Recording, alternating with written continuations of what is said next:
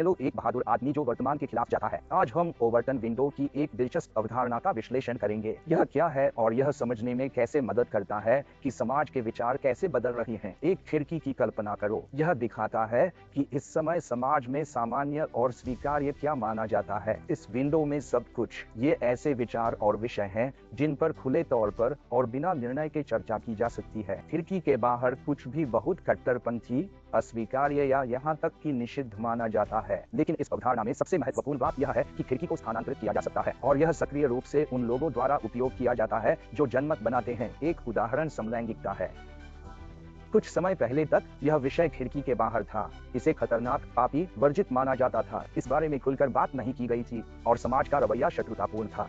लेकिन धीरे धीरे सक्रियता के माध्यम से मीडिया, फिल्म और संस्कृति ओवरटन खिड़की शिफ्ट होने लगी। विषय को तटस्थ रूप से प्रस्तुत किया जाने लगा। फिर सकारात्मक रूप से एक विचार जो कभी अस्वीकार्य था आदर्श बन गया है। और अब मुख्य बात, यह अदृश्य रूप से कैसे काम करता है। यह आसान है। सबसे पहले समाज एक कट्टरपंथी विषय से हैरान है। फिर वे इसे अनुमेय और अंत में अभ्यस्त और प्राकृतिक के रूप में चर्चा करना शुरू करते हैं। फिल्मों, टीवी शो, हास्य, साक्षात्कार और सामाजिक नेटवर्क के माध्यम से एक नया विचार एजेंडे में पेश किया जाता है। लोग इसे विदेशी मानना बंद कर देते हैं और अब ध्यान नहीं देते कि उन्होंने अपना दृष्टिकोण कैसे बदल दिया है। इस तरह लाखों लोगों की चेतना को नियंत्रित किया जाता है। कल जो बर्बरता लगती थी उसे अब स्वतंत्रता और प्रगति के रूप में माना जाता है। ऐसा इसलिए है क्योंकि ओवरटन विंडो को चरण दर चरण स्थानांतरित किया गया था। इस अवधारणा को समझना बौद्धिक स्वतंत्रता की दिशा में पहला कदम है। खुद सोचिए, संदेह और याद रखें, केवल आप ही तय करते हैं आपको क्या स्वीकार्य है और क्या नहीं। आज मैं आपसे बात करना चाहता हूं कि हम किस सारे लोगों के लिए 3 विभिन्न प्रकार का उपयोग कैसे करते हैं। आखिरकार आप इसके रूप से किसको रहे हैं। 3 विभिन्न प्रकार को जो पहले प्रोग्राम थे